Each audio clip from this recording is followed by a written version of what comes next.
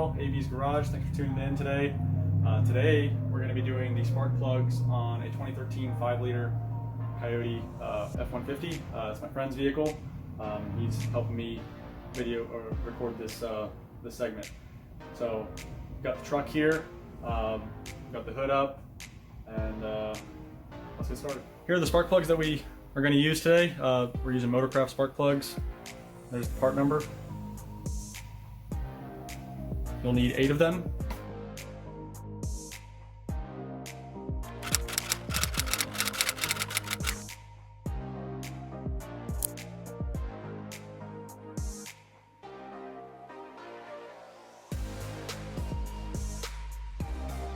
Alright, so this job doesn't take too long. It's very simple to do. There's not really much that's in the way that has to be taken out of the way in order to get to each individual coil and spark plug. The job realistically should take you about an hour. Yeah, pretty easy to do. So the first thing we're going to do actually is release all the electrical connectors for the coil packs.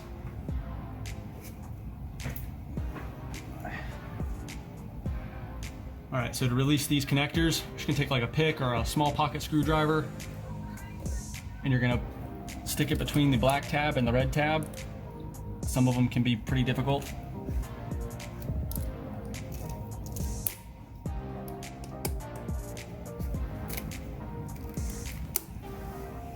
Some of them may break. It's not that big of a deal, but it So what? What? So what? Some of them can break when you're doing this. It's not that big of a deal. It's just a locking tab to if the coil were to inadvertently be bumped, which it's not going to be by anything, the connector can't come undone. So we're just going to start with bank 1 here. After you get the connector tabs released, you can go ahead and actually apply pressure on the connector itself and kind of stick the screwdriver underneath it to lift up on the tab.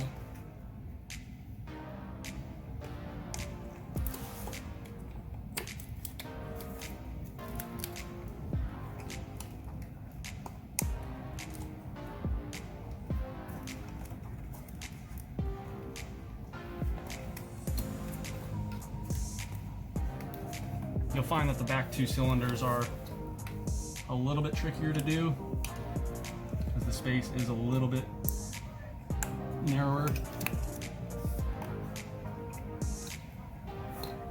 Alright, so we've got all the connectors released. Now we can release the 4 8mm bolts that hold the coil packs down. So you just need an 8mm socket, and whether it's 1/4 inch drive or 3/8 drive, doesn't matter.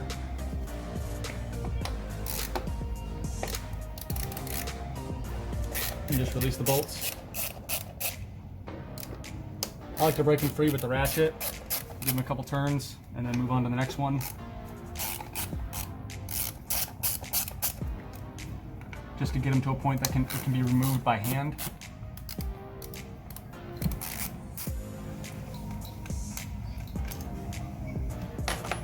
Alright, so we've got all 4 retaining bolts removed. Now we can simply just remove the coils. Just simply pull up on them, and they should come out relatively easily. If they do not, you can just stick a little screwdriver underneath the coil and pop it up.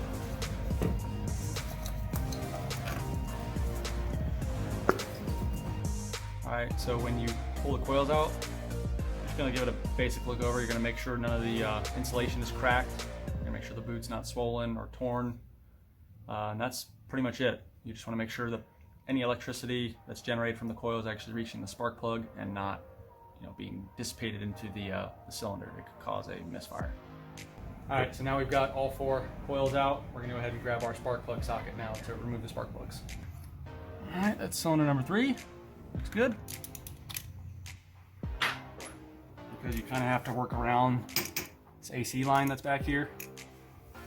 You kind of take the extension in the spark plug socket and fish it behind the AC line, and then get it seated. Then you can stick your ratchet and break it free as normal.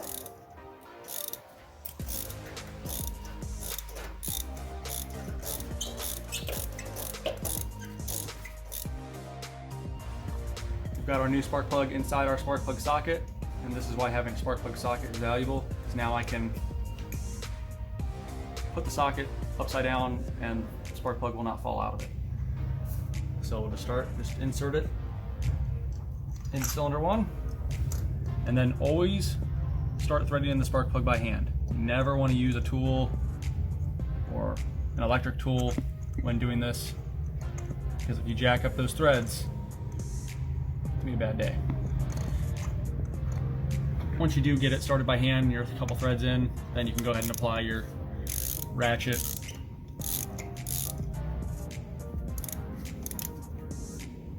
And tighten it down until it bottoms out. You just want to make contact with the cylinder head. We'll torque them all when we're done.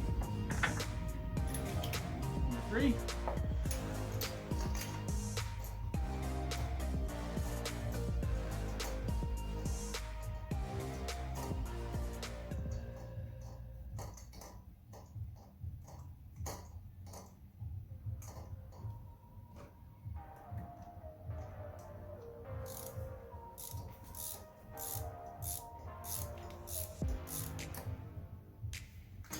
Bottomed out. Cylinder 4, again, this is the tricky one. You just kind of fish the extension behind the AC line and then down into the spark plug well.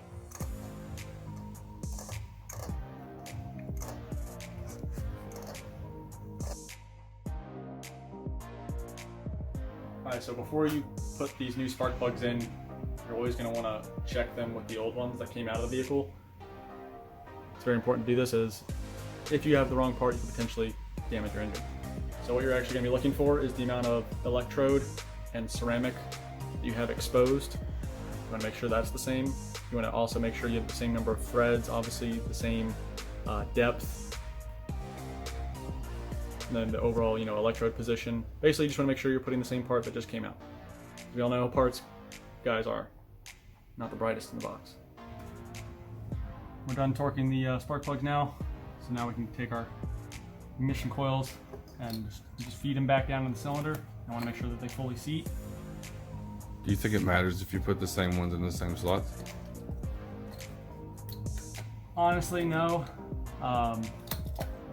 It's not something that's gonna like wear to each individual spark plug, and even if it did, we just replace them, so it's not that critical. A spark plug or a fuel injector, if you remove those, you always want to put those in the same cylinder they came out of, unless you're trying to diagnose like a misfire or something. But a coil, it's not really that.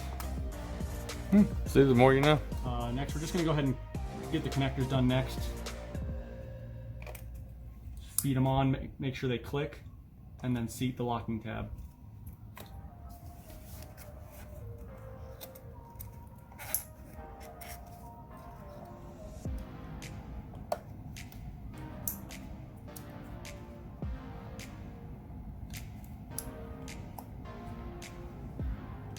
Then find our 8mm bolts. Start threading those down onto the coil retaining brackets.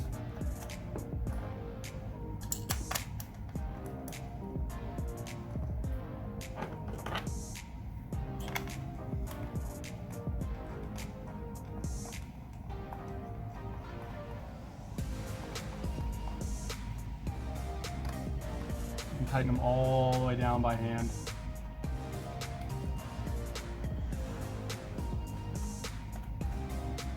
And then grab your 8mm socket.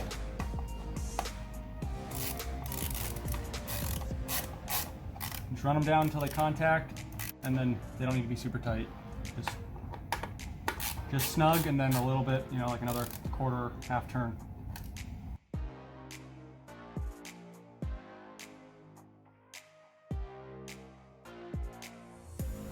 All right, we just got done putting spark plugs in, so now we just want to verify that the truck is running like it was when we started.